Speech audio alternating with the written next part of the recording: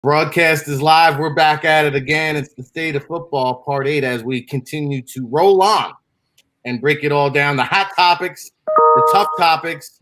We're going to debate it. We're going to discuss it. And we've got some of the best minds in the football industry to bring it all here to you right now. Rick Saratella here at the NFLDraftBible.com. Hopefully you're tuned in on our Periscope Twitter feed, and of course archived and streaming live on YouTube. So we appreciate all the love and support.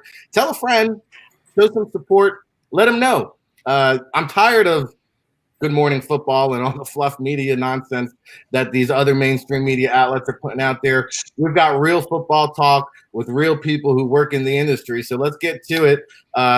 First off, John Murphy up there in Toronto, my regular co-host here on a regular basis with the Argonauts. John, good morning. How are you today? Doing awesome. And we got the first timer here as I go right along, Mook Williams, of course, NFL Draft Bible Consulting, former co-founder of Vayner Sports, a very successful lawyer there in Boston. We'll get a little bit of a legal perspective here. And Mook's Brews. I mean, who could forget the Mook's Brews YouTube channel? So, Mook, we welcome you in for the first time. Thank you. David Turner. Good morning, sir. I forgot it was Thursday already because it's been a wild and crazy week. You've got the launch of the Mav Sports podcast. It's in my playlist on the top. Rick can't wait to download it and listen to it. Of course, doing the Friday Night Scout School. We missed you all week, brother. How are you? Doing well, thank you. Top of the morning, and it's a bright and early 6 a.m. out here in sunny Arizona. So let's get after it. Absolutely. So we've got Toronto, Boston, Arizona. We go over to Ohio, and Bo knows. He is Bo Nostra, the NFL Draft Ninja original, of course, collegetopro.com, NFL Draft Bible Familia, working with the Winnipeg Blue Bombers, doing some scouting there. Bo, welcome into the show. Good morning, everybody. Good morning, Rick. Thanks for letting me join you guys. Happy to have you. And we're happy to have Corey Yates back this week. And he has a very exciting seminar this evening, as a matter of fact, on the NFL Draft Bible platform, of course, with recruiting analytics, what they're doing in the marketplace, changing the game, bringing data, analytics, technology, and recruiting all into one. We're going to roll it all up like a burrito tonight. And I will tell you, there are, as of this morning, 95 people registered for this event. Our Zoom room only holds about 99, I believe. So if you want to get on board, there's 4 spots. RIC at NFLDraftBible.com. You can RSVP. Corey, give us a little sneak peek about tonight. Hey, listen, Rick, thanks a lot. We're super excited about this evening. We're going to share with the audience how we're leveraging the power of artificial intelligence to conduct objective evaluations, projections, and comparisons. So would love for you to join. We've got some really great content, and then we'll also be sharing some interesting statistics about the data that we've been able to glean from our technology. Yep, genuinely mind-blowing stuff. And of course, last but certainly not least, my partner from the Chop Shop, the NEC Assistant Commissioner Ralph Bentry, joining me in Jersey. Of course, Corey was in Atlanta. We got Ralph and myself tag teaming you from New Jersey. Good morning, Ralph. Glad to be back with you, Rick. Ready to chop it up, talk some football here on this Thursday morning. Obviously, a lot has happened in the past 3 or 4 days. 3 or 4 days. I think since I woke up this morning, the news is like unbelievable. So let's sharpen up those axes and start grinding. Jeff Brom of Purdue put out a college football spring season proposal in addition to a fall carryover, and what an 8-game spring season would look like all the way through a fall season. So he's gone from January 16th, 2021, all the way to January 1st of 2022, trying to provide an outline here of what a college football season can look like. The initial thoughts and impressions, John, I'll start it off with you because we've talked about the All-Star games and what kind of impact this has. I'm very disappointed to see some of the NFL Network reporters, some of the people on Twitter saying that the All-Star game process will be eliminated. Now, I look at Jeff Brom's calendar. First off, starting training camp on January 16th, come talk to me if you're Michigan. Come talk to me if you're Boston College.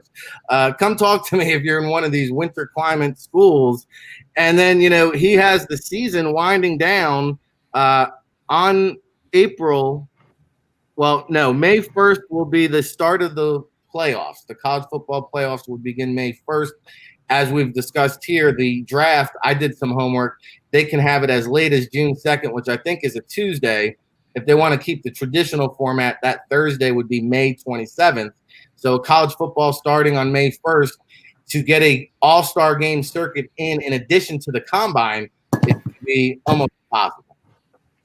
Yeah, I mean, unless you're just doing two things at one time, and unless I missed a season of football or several seasons of football, Purdue would not be playing anytime near May if there's any kind of playoffs associated with things. So maybe just stick to getting to a conference championship before you're telling us how to run an entire college football season. Might want to stick to some important things like winning games in the conference first, but hey, everybody's got their ability to post whatever they want. So go ahead, knock yourself out. But, at the end of the day, we keep missing on the parts of it that are not interesting to any of us, which is if you play football, you have to allow the other sports avenues to play. How are you getting through that? None of these coaches, are mentioning the factors that, like, hey, that not only are you mentioning if you start at this time of year, if you don't have an indoor format to practice and do things, which a lot of them do, where are you doing it? But also the thing of the scheduling for these other sports that need at least the avenue to propose to play. Unless you're just saying, well, hey guys, sorry, you have to sit out. We have to play football, and sue us if you want to get on the field type thing. It's not going to work just to say, well, I have an idea of how to play football, when we know you have to at least allow the opportunity for those other sports to be able to play. And as we mentioned yesterday, now you're starting to move into a time frame where what are you doing with the spring sports? Forget about which ones you have to allow to play. How are you then getting these other kids on campus safely to play basketball or baseball, or the other Title IX sports that are, entitled to play at that point? You're now not just asking for a few hundred people to be on campus. You're now starting to ramp it up to a lot different number of people. And I'm still wondering if every university, even in some of the lesser Power 5 conference, schools and others, will they have the money in place to do the testing properly where each individual state or county will feel comfortable allowing this type of interaction on their campus, even 3 or 4 months down the road? Because remember, he's saying January of 2021. That's just as far away from us as where we were when this started, and none of us thought in March we'd be sitting here and having this conversation in the middle of August. Well, and I have my reservations about a spring season. And, again, if you only have one bubble and you're in a winter climate, and now you have the not only the fall sports that are being canceled, but also, as the Pac-12 noted, the winter sports are being canceled. Now, all of a sudden, you're kind of mishmashing them together with the spring sports in January. I mean, it seems taking COVID outside of this whole equation, it seems like a daunting task. Now, Mook, let's go over to you from a legal perspective, because I'm looking at this article on Sports Illustrated: athletic directors, coaches, and players versus presidents, trustees, and lawyers. And, Ralph circulated an interesting video with a football coach in Pennsylvania making some very valid points. But how much of this is a legality? And I have an article here from this morning's New York Post. The Big Ten alone is going to lose $1 billion. And the economic impact of all the Power 5 conferences will be at least $4 billion. And the Big Ten alone will lose $275 million in ticket sales alone.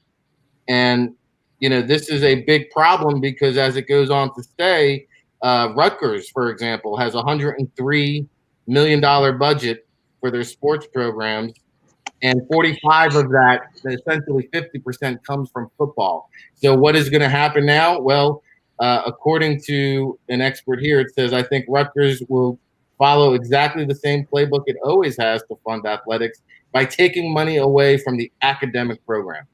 Now, I've kind of thrown a lot of stuff at you here, and I sent you a text with, some legal terms that I can't decipher, but maybe you can make sense of it for us. Let me check the text. But this is it. Here it is. I'll catch up after I'm done speaking round one. But I mean, look, this whole COVID in general, you could write books and books. You could teach a 4-year college course on it. Just with the legal ideas, again, you could have multiple undergrad courses, multiple law school courses about all the intricacies. And it's going to vary from state to state, too. You saw just one of the issues that came, one of the earliest issues that triggered college football and COVID was the Ohio State letter that, they were asking the players to sign to come in and practice. You're going to see a lot of that. Is that binding at all? The university obviously is going to want players to sign it to limit their liability in the future. It's not very common at all, but it already has been shown with COVID that there are side effects of people that survive where they're suffering permanent heart damage, lung damage, all that stuff. The name of the pitcher slips my mind, but there's already been a Major League Baseball pitcher that suffered heart damage from this. So that's, those kind of cases. And when you multiply that by thousands of athletes all the way across the country, all different sports, all different types of people, and then bringing that onto their families and friends, it's a potential massive liability situation. So yeah, you're going to have the presidents and the people who run the schools being fearful of this. But on the other point, as you just cited, Rick, losing $1 billion, more than that. That's such a painful tug of war for a school to consider is the loss, tremendous amount of money versus risk of liability. Either one of those risks could essentially end the institution or harm it for good. I mean, we got state tax revenues plummeting to all the public schools. Eventually, the funding to them from the states and support from the states is going to just fall off the edge of a cliff. So this is a real pressure point for the American college system, and a lot of people have said for a long time it was taking advantage of families and athletes and all types of other people. This is the pressure cooker. There's no easy answer. There probably isn't even one answer that covers the whole country. The answers are going to be segmented from state to state based on individual law and what the programs can figure out with their athletes. You may see colleges that have one excellent sports program do better than a massive one that excels all across the board, like Georgetown basketball, for example, or University of New Hampshire hockey. These are programs that just have the schools that just have the one big program, and maybe that's easier to cope with than if you're an Ohio State or a massive state school. But yeah, there are no answers here, and if there were answers, it'd probably change in 3 days. Yeah, for sure. Let's go over to David Turner. David, Mook makes a lot of good points there, and I think what he mentions about the Marlins pitcher and the heart condition, this was a big topic for the Big 12. It was kind of the determining factor almost. And because of that legality, the worst case scenario, I think, is what these conferences fear. If we have a Corey Stringer type of incident and someone dies, this could be a very, very big lawsuit. And Mook, check that text because it's basically saying that there are sharks in the water, these high-profile lawyers that just can't wait for something to go down and sue the heck out of it. And they've tackled bigger skyscrapers than the SEC. And, the other thing Mook brings up, I think it was Penn State, is like they're trying to bring students back to the campus. But, oh, by the way, you've got to sign this waiver to take our legal ramifications out of it. Now, when you have some schools doing that, and then other schools telling you, hey, it's completely safe to come play down here in the SEC, it seems like, again, there's no Mark Emmert, NCAA, no leadership from the top. I just want to put out one quick comment, David. I'm sorry that a lot of those waivers probably are not enforceable. So even if it's explicitly drafted and the student signs it and double swears to it and all that, there's a good chance that they probably are not enforceable, just based on the lack of knowledge about the disease, the lack of acceptance of risk. You don't really know the risk you're accepting right now because nobody knows this disease. So, and look at Liberty University, right? They tried to come back really early. I don't know when was that, April or May, and they were done in 2 weeks. So sorry, David, I just want to hop in on those two comments. You're making the point exactly I was going to jump in on, and to extend what Mook just said about the liability. Murphy brought it up a few days ago on this podcast.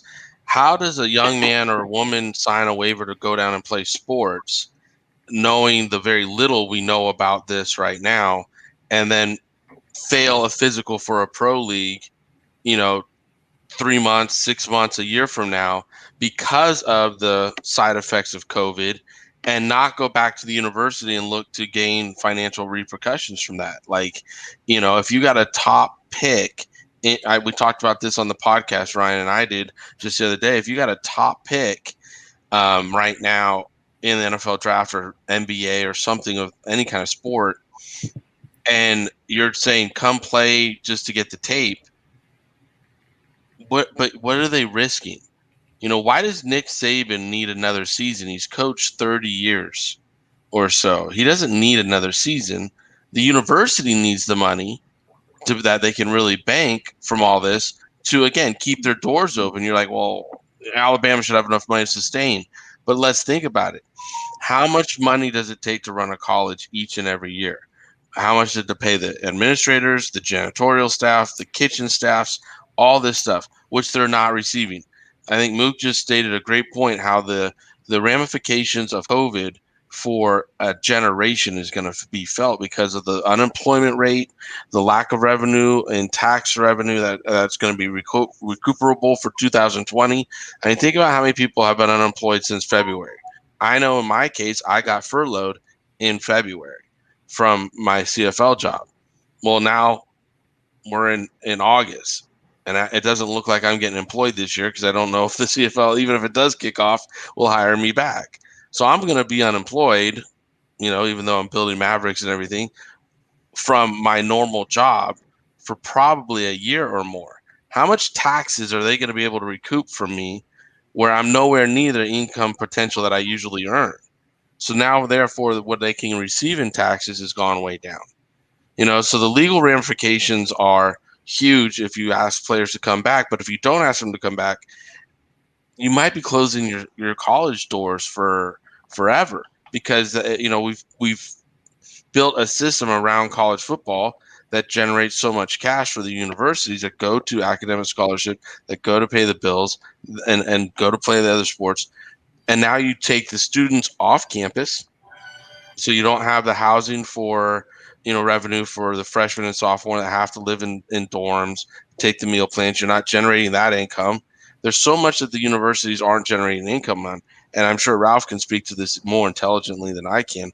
But I think you're going to see some universities absolutely close their doors because of their lack of ability to pay the bills. And this is something the national government isn't talking about. It's not, we hear, oh, they just need to go play football. But again, the long-term ramifications to their health, we can't tell the kids. There's too much fog. We don't know where what the landing pad looks like as far as that. So until that happens, again, how can you say sign a waiver, kid? The waiver's not, like Mook just stated, he's a lawyer. It's not going to be good because there's too much unknowns. And again, how can you say to the kids sign a waiver? Like, these are kids. How do you walk in as a lawyer and say, hey, kids, sign this waiver to come to school or play football? I mean, where's the social conscience in this? Well, a couple things there. I think one, it's a big reason why you're seeing schools still charge $50,000 a year, even though they're taking online courses. But let's go over to Ralph Ventry, the assistant commissioner there at the NEC, to provide some more perspective on this. Ralph, some really good questions coming up in our internal chat room here too. We talked about the difficulties of moving, whether it's the fall or the fall and winter sports into the spring season. We've talked about the logistics from a school scheduling standpoint, but what about a TV scheduling standpoint and how that whole logistical mess works out? And of course, anything else that you want to touch base upon here that these gentlemen before you spoke about. Well, first, Rick, all those numbers that you were mentioning were staggering, but the only thing more surprising than those numbers is the fact that you still buy the newspaper. So you're one of the few guys who still has the hard copy. But hey, whatever floats your boat. But I want to make a couple things clear. First of all, with return to competition and return to play, it's three entirely different scenarios exist when you talk about the professional level, the college level, and then the high school level. And I think the college level is facing the most challenging environment in terms of safely returning to play. The NFL, they got it down pat. You even see the tests now, they're way below where they even expected to be. Less than 1%. As long as the players stay out of bars, it can happen, and it will happen. High school, it's different as well. You're talking about a team going one town over or a few towns over, and they're there for 2 hours. They get off the bus, they play. They get on the bus, they go home. They're not staying in those communities. In college, you have really, it comes down to all of the decisions are being made by the college presidents, and the college presidents have to keep an entire campus community in mind and an entire campus ecosystem in mind. And you have their athletes living amongst general student body. So a bubble is just not feasible. And then with colleges, when you're talking about traveling from state to state, there are still a number of state travel restrictions that provide an obstacle. So they're really, to me, the college return to play faces the most obstacles. I think you have a much better chance of safely pulling off a high school season, definitely a pro season, but college is the toughest. And that's unfortunate because we're in the business of providing opportunities for student athletes to compete. And even at the FCS level, it's not football itself is not a multi-million-dollar moneymaker at the FCS level. There's more purity in it, to be honest with you. And going to something that David said about schools in general, a lot of private colleges across the United States are enrollment driven. Their budgets are funded by tuition dollars of current students. Now, there are schools like the Ivy Leagues who have huge endowments, and they don't need to charge another tuition dollar for the next 50 years. But most private colleges are enrollment driven, and sports at the Division II and III level, and to an extent at the FCS level, sports help drive enrollment. And the opportunity to compete at a college is attractive to prospective student athletes. And that's why they sign on and join on that college. So it'll definitely affect enrollment. And there are a lot of factors with it. You talk about moving sports to the spring. Now, that's something the NEC presidents haven't looked at in detail yet. Up until now, it's been trying to find a way to compete safely in the fall, and that becomes increasingly more and more unlikely by the day, unfortunately, because of all of the hurdles you have to clear, especially the testing to keep kids safe.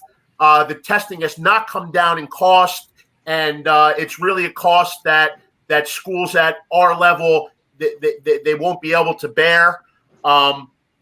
But as far as moving things to the spring, you have a number of obstacles that await in that situation. And John alluded to a lot of them.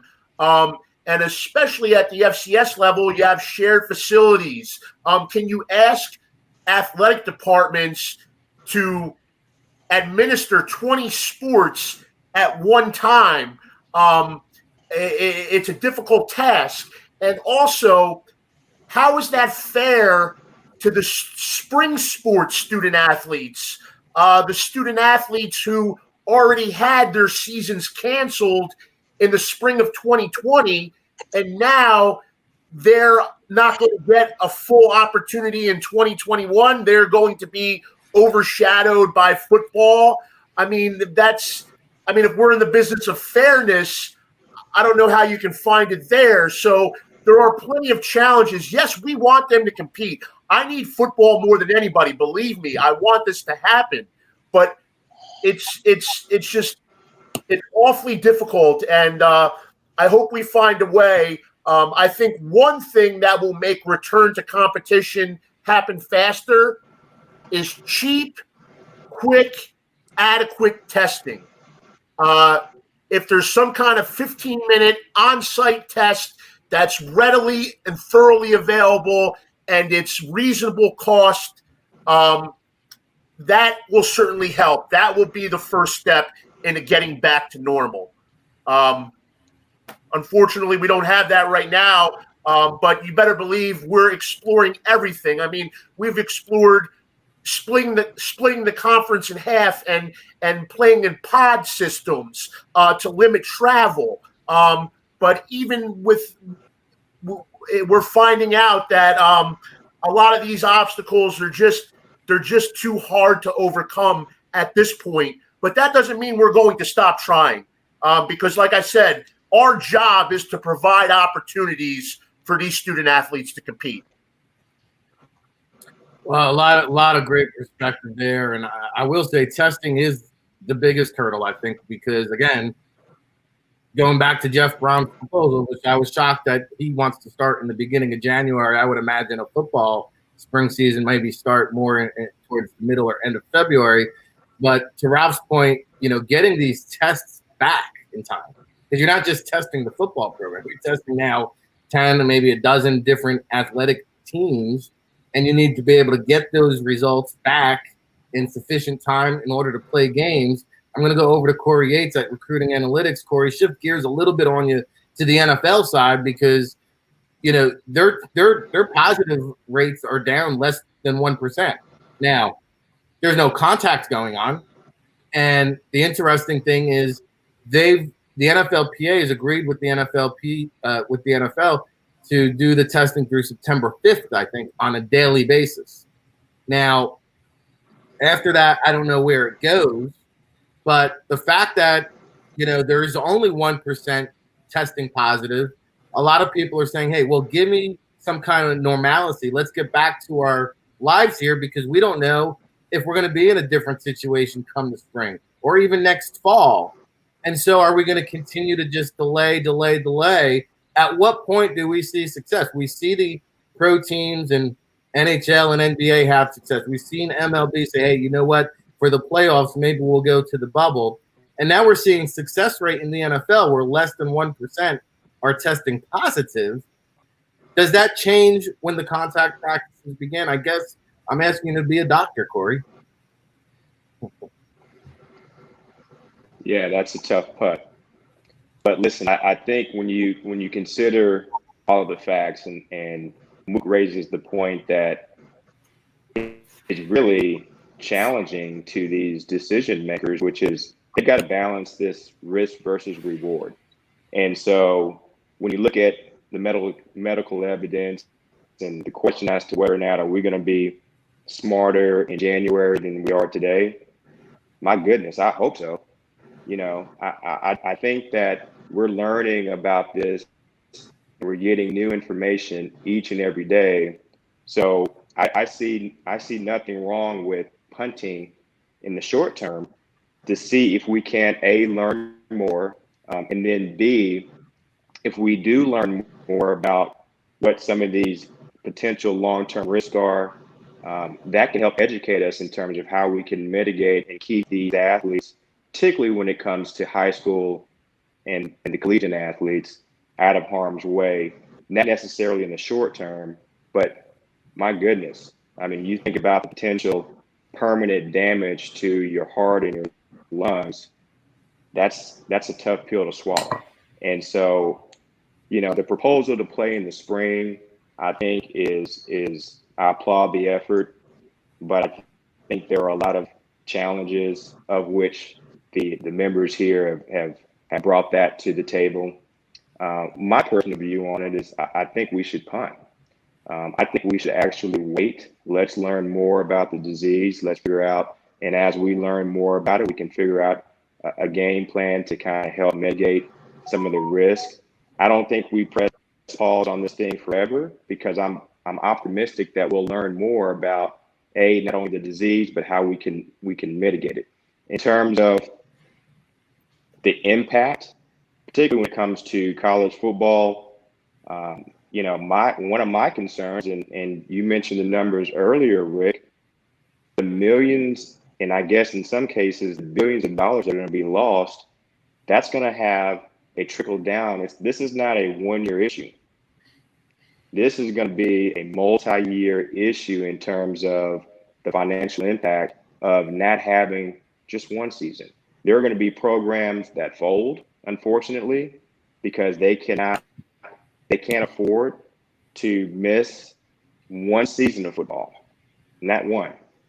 And then now all of a sudden you're going to have a backlog of talent, right? Kids that were on scholarships. What do you do with those kids? All right. The NCAA says, hey, you've got 85 scholarships at a certain level. What do you do with the kids that are at these lower divisions that now, they're looking for a place to play? There aren't any scholarships left. So this is not going to be a 2020 issue. This is going to be a 2021 issue, a 2022 issue, and a 2023 issue, potentially longer, if we don't get creative in terms of how we solve this issue. Well, at the very minimum, it's going to be a 2-year impact on the football world calendar, right? And, Bo Marchant over here at College to Pro has been waiting patiently to chime in. Bo, the one thing we haven't discussed here today is the fact that you heard the numbers, up to $4 billion could be lost. A big reason why the SEC and the Big 12 and the ACC are trying to move forward here. Now, maybe they see the writing on the wall that, hey, once it goes over to the spring season, that's not feasible. But now you have 2 Power 5 conferences planning to play in the spring, 3 planning to play in the fall. And is this even a realistic scenario for college football, or are we just still at the point of, let's wait and see, wishful thinking? Here we are on August 13th, and we're going to move forward, but how confident are you? I ask all these new guests that come on, how confident are you on August 13th that we'll have any college football in the fall? Well, great commentary by everybody. Enjoyed listening to all the input on the show so far. I don't think we'll be able to get off the ground by that date. I think there's a lot of unknowns. I even think some of the backlash that, the Pac-12 and the Big Ten took was not waiting maybe till the last minute where these schools could provide an answer on not going forward. They kind of, put their words out there a little bit too quickly. At the end of the day, I have 2 kids. My daughter's going to Slippery Rock on Friday. Tomorrow I have to move her in. And I'm going to be honest with you. She burnt rice last night. I don't know how you can burn rice, but, I don't think a lot of these kids, they're kids. And that say that they have the mental capacity, I don't want to say it in a foolish way or an ignorant way, but, they're there at a collegiate campus to play football, and you could say a college coach is sort of like a general, and they're just telling the soldiers, hey, we're going to war on Saturday. And they kind of get that mindset, that persona of what's going on. I don't know if it's going to be a heart of hearts. A lot of these kids actually want to play. We've seen professionals walk away. You got Nate Soldier of the Giants. You got David Price. You got big time players in Major League Sports saying, hey, this isn't my best option. So I just wonder if the mindset of a child on campus, you say they're adults, but they're still kids. That's what I worry about. And will these kids walk away? And even to think the spring football, we've seen bowl games where the top prospects are, the trend moving forward where these guys elect to sit out the bowl game because the NFL's on the horizon. I would say Senior Bowl, all these the East West Shrine Bowl, NFLPA, I'd say they'd still go on. And you know what? The NFL is not going to bow down to nothing. We saw it didn't want to bow down to COVID when it was at its peak during the draft. It said, hey, we're going forward. Free agents going forward.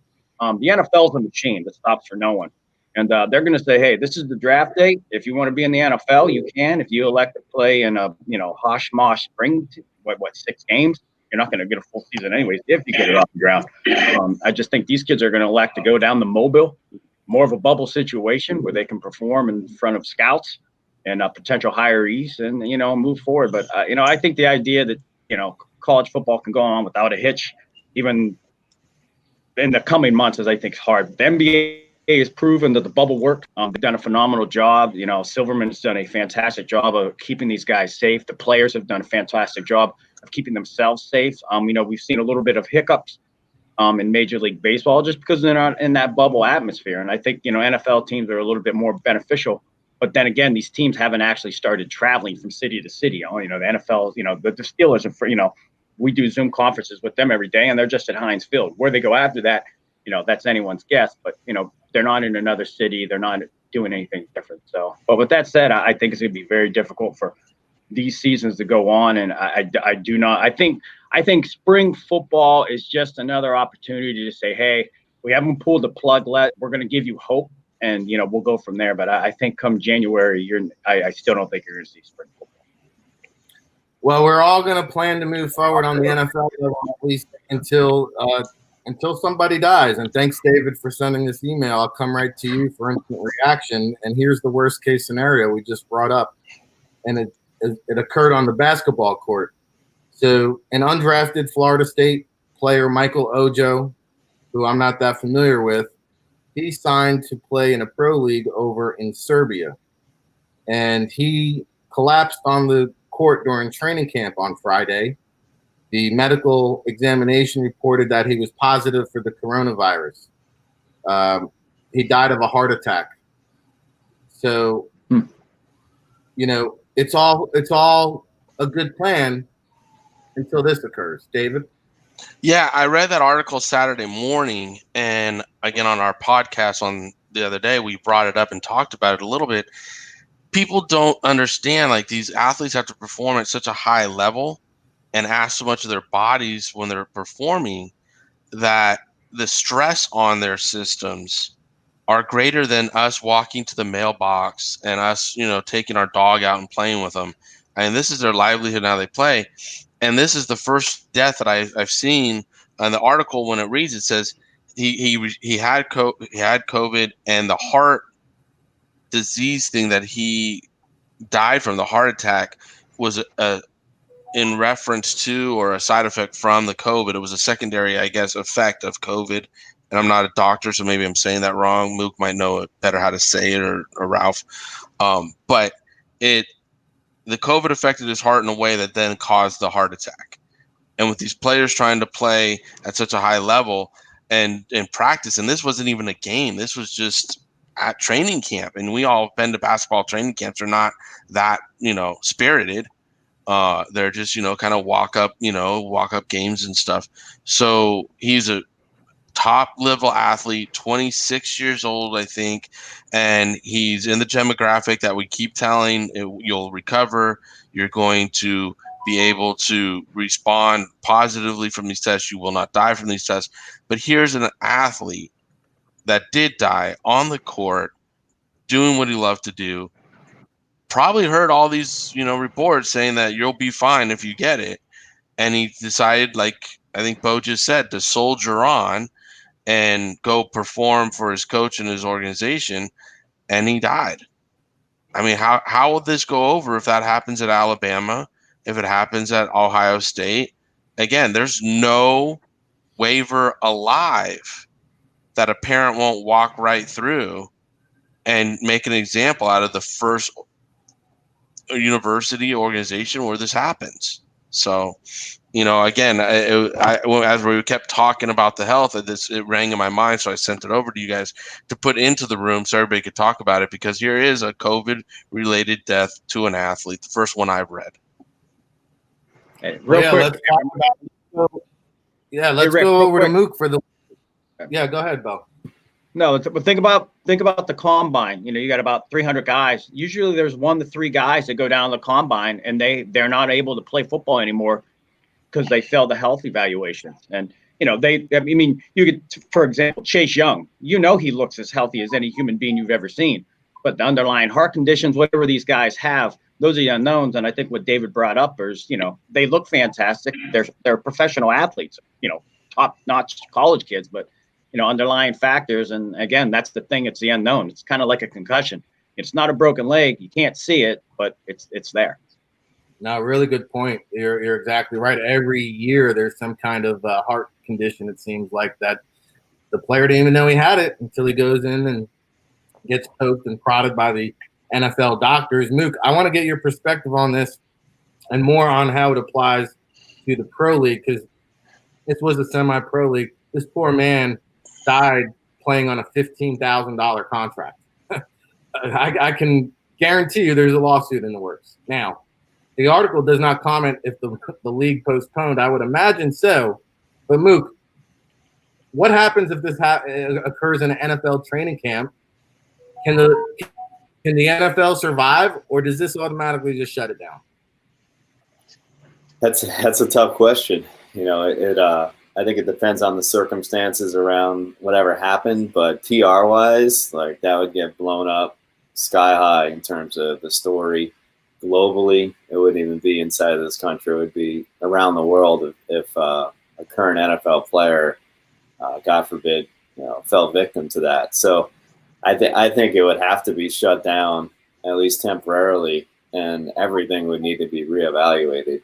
I think there would be a investigation as to everybody that came in contact, any prior physicals that were conducted on that player, going all the way back to the combine if you happen to attend it. And that's obviously a nightmare scenario for any major league. And the only reason we're not hearing about this incident is because it happened really far away in a lower profile organization that no one probably even knows existed. If it happened in one of our major organizations, especially one that is the top entertainment product right now in the country of anything, right? The NFL is it. So yeah, I think it would at least temporarily shut it down. It's similar. I'm a big amusement park fan. Every once in a while, somebody dies on a roller coaster. Every once in a while, like once every few years. When that happens, that thing is shut down, torn apart, evaluated, tested a million times. And it takes at least a year to get it up and running, and occasionally it never comes back at all. So, and that's because there's such a shock to the public consciousness, and there's a huge shift just with one event, and that's probably what would happen if God forbid that happened to an NFL player. Well, the NFL certainly on that global platform. John Murphy, I know you've got some dialogue going in the chat room. We've covered a lot of topics here. I'll leave it up to you which direction you want to go here in this conversation. Yeah, I hate to be the ultimate, whether it's realist or other, it wouldn't do a damn thing. I mean, let's really be honest. So you think the NFL would continue on like an Owen Hart if there was a player to die, or? We've already seen it. So why are we thinking something different would happen? If not, we would not be having this conversation to begin with, because they already would cancel a college football season that you're asking non-professional athletes who are not paid, who everyone else is not going to school on campus, but we're still trying to find a way to put 18 to 22-year-old athletes on the field to play a sport, is because there is a billion-dollar business at stake, and all these universities and people realizing their university, their jobs, their careers are at stake here. If something were to happen, it's what is the worst case scenario? The NFL or any of these leagues have already had to have processed what the worst case scenario is for you to be playing. Because if somebody is currently dealing with underlying factors and they are out there on ESPN playing a Major League Baseball game tonight, and suffer a similar consequence, they can't be looking at each other as that happens and say, oh, did we think about that? Like, did we talk to our lawyers about what would happen if the guy who throws the next pitch or the guy while he's running the bases, had a sudden issue like that? I hate to just be that direct.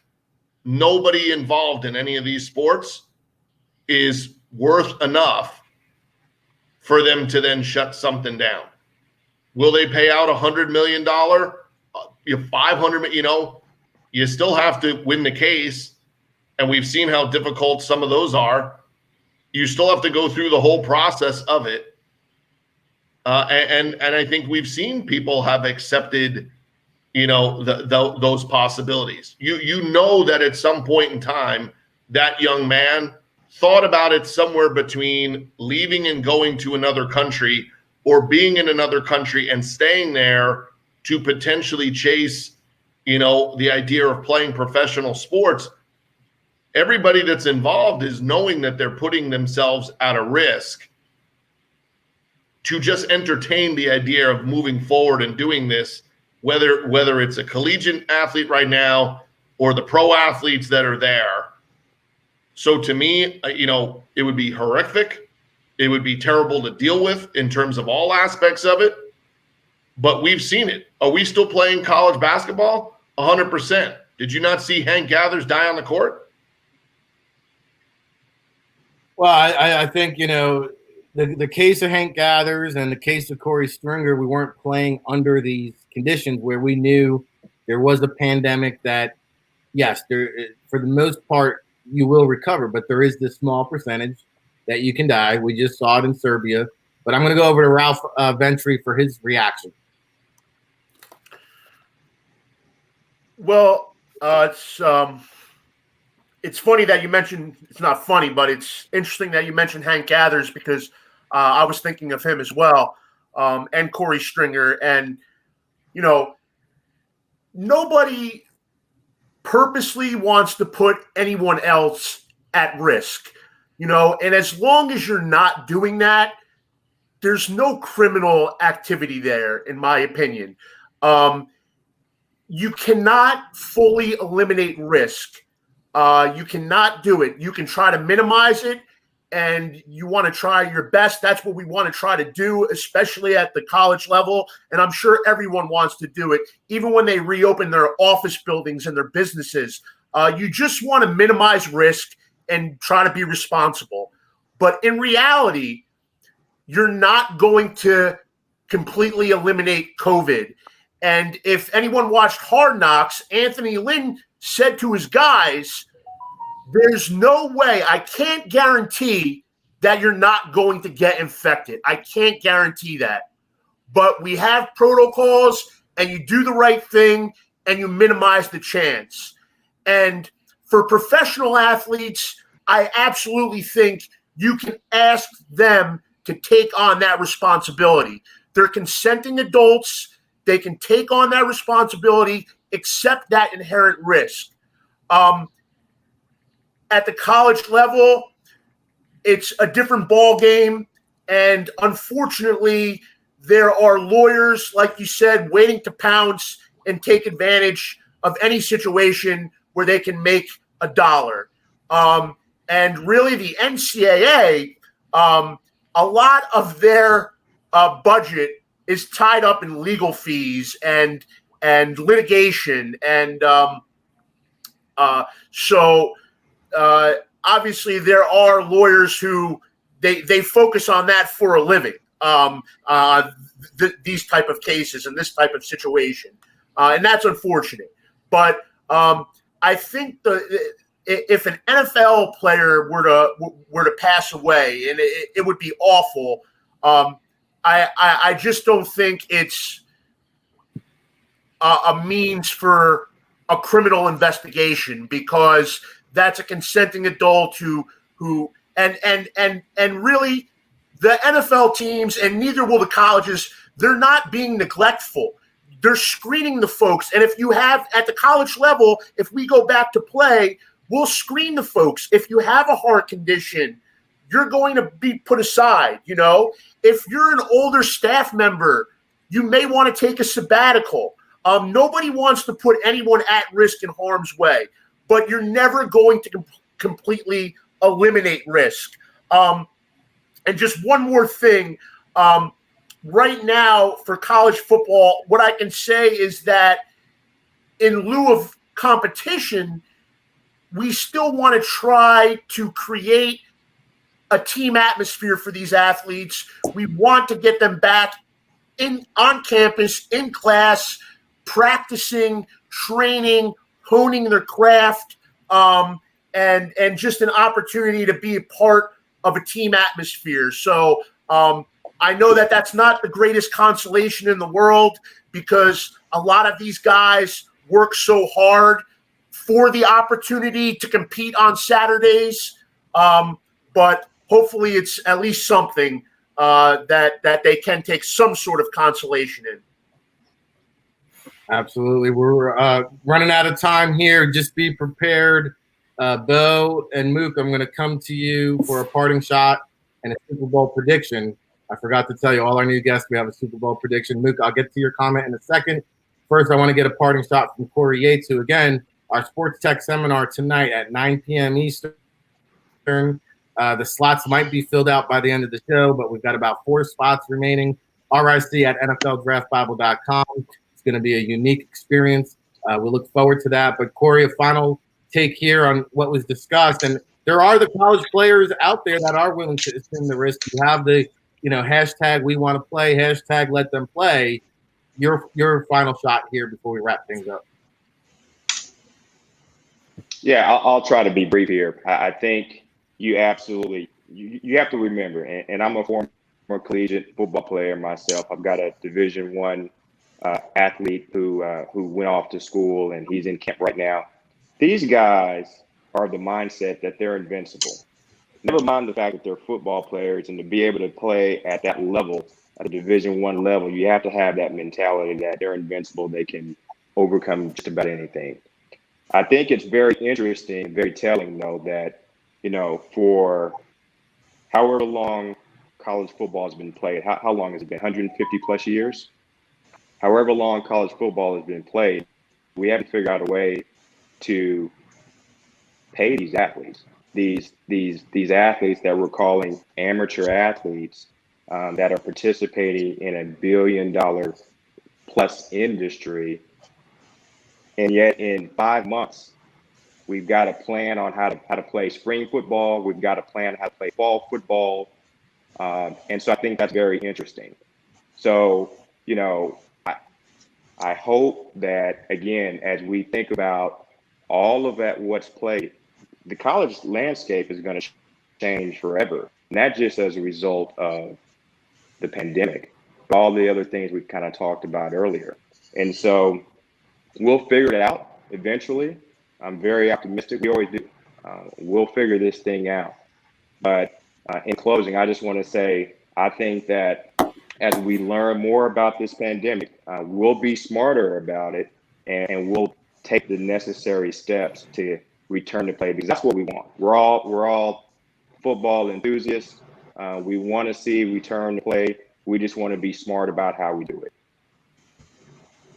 All right, thank you there, Corey Yates. Again tonight, looking forward to the Sports Tech seminar with recruiting analytics there.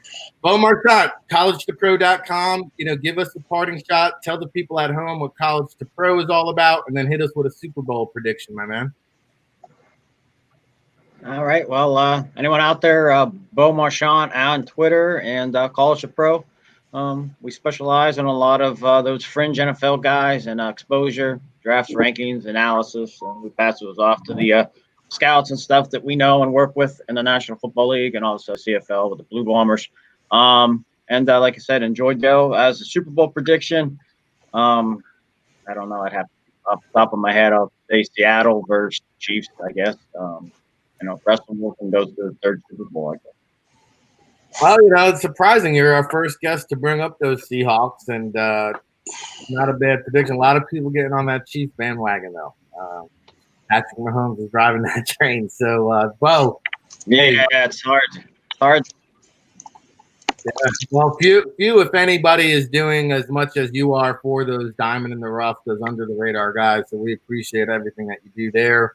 Of course, Mook Williams joining us for the first time here on the State of Football. Of course, you can follow him at Mook Brews. He's all over Instagram, YouTube. Give us a little sneak peek of what we'll find there, Mook. And then also, you want to touch base on the NFL Draft Bible Consulting, and of course, a Super Bowl prediction. Well, if you love craft beer, I put up a video review every single day at Mook's Brews on Instagram, Mook's Brews. So that's not a business, but hey, check it out if you love beer. NFL Draft Bible Consulting, I think what we're doing changes every week in accordance with the landscape, but helping anywhere from mentoring younger agents, helping more experienced agents, get in contact with players, evaluate players, helping players on the street, acting as advisors to current college players, which I think that business is going to pick up tremendously because there's huge decisions to be made by potential draft prospects in terms of how exactly to react to what's going on right now, what we've been talking about all show long, and all kinds of other stuff that I don't have time to bog down this show with. But if you need help in the pro football world, hit up NFL Draft Bible Consulting. We can probably give you a hand. Super Bowl prediction, I'm not going personnel at all. I've declined the option to play fantasy football this year because you could have a stock team 1 week and then a week later, half of them could be on the bench. There's no doubt that, especially being that we're not going to have a bubble. So I'm gonna pick 2 teams that, if this actually hits, if I went to Vegas right now and placed a bet, I'd do well. I'm going with the least COVID impacted states currently right now and trying to project these as being strong throughout the season. I'm going to go with Bills over the Giants. That's my Super Bowl prediction. Purely on COVID factors. Because I'm serious. I foresee like half a team getting sidelined for 2 weeks. This is not, UFC, NHL, NBA, MLS have all done fantastic. They're in a bubble. Their teams are way smaller than NFL teams. You have giant rosters, and for sure a certain percentage of those rosters are going to live like it's 2019, and then that's going to go throughout the team. So I'm going Bills over Giants. It's ridiculous. I'm just going to gamble that they're actually going to keep their teams intact for most or all of the season. And by the way, what I was commenting on previously, which God forbid an NFL player, happens to pass away from this, I'm talking about a PR perspective, not a legal perspective. I think PR perspective, it'd be like throwing chopped up meat into a Shark Tank.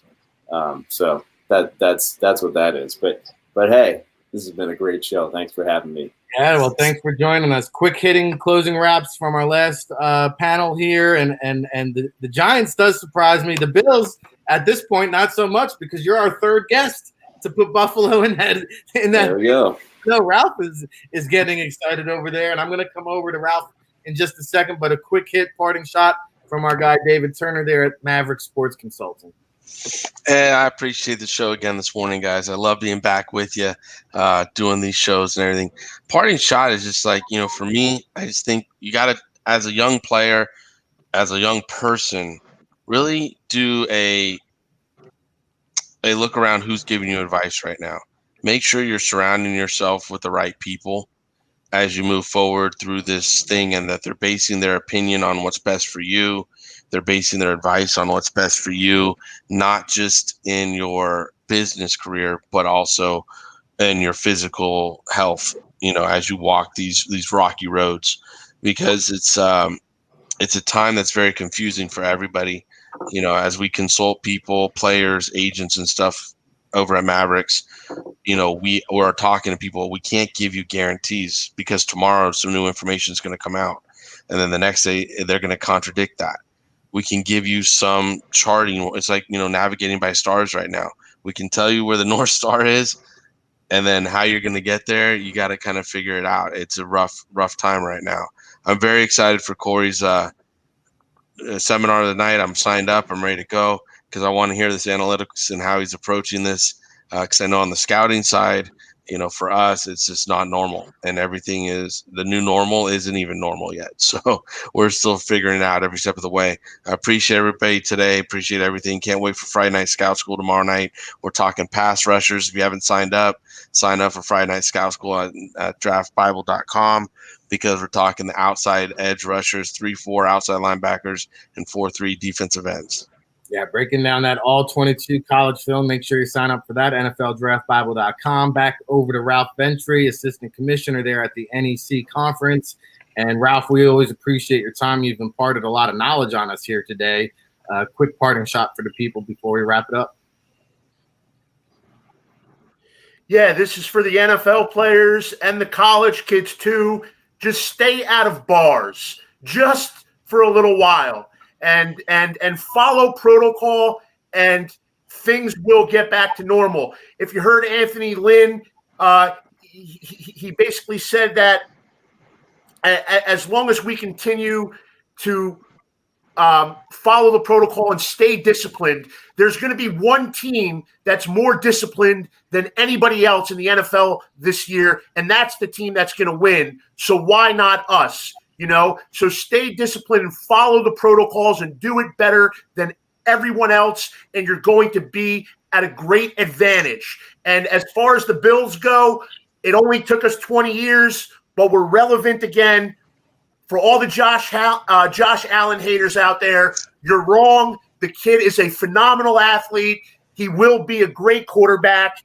And in my unbiased opinion, the one thing that will help Buffalo this year is the continuity. They have the same head coach, the same OC, the same defensive coordinator, and the same starting quarterback for 3 straight seasons. Not many NFL teams can say that. And in the COVID-affected offseason and the shortened training camp, no preseason games, the teams with continuity will have an advantage starting off in September. And thanks to everybody. You guys are great. I love chopping it up with all of you. Absolutely. Yeah. The AFC East up for grabs more than ever. And I think McDermott there extended yesterday, was it, for another? Yep. The AFC East is not up for grabs. Buffalo is the even money favorite. I don't endorse any kind of gambling, but if it's legal in your state and you're permitted to do so, put that money down on the Buffalo Bills to win the AFC East.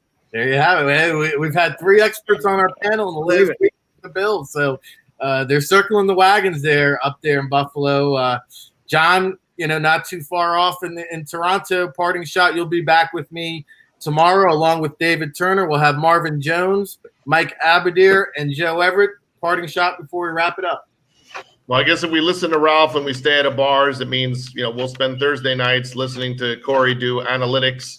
And at some point, he'll be breaking down how we can get back into a bar at some point. But it'll be exciting. I think we've talked about adaptability, right? We've talked about learning new things and how to do your job differently, but still have an equal or better success rate.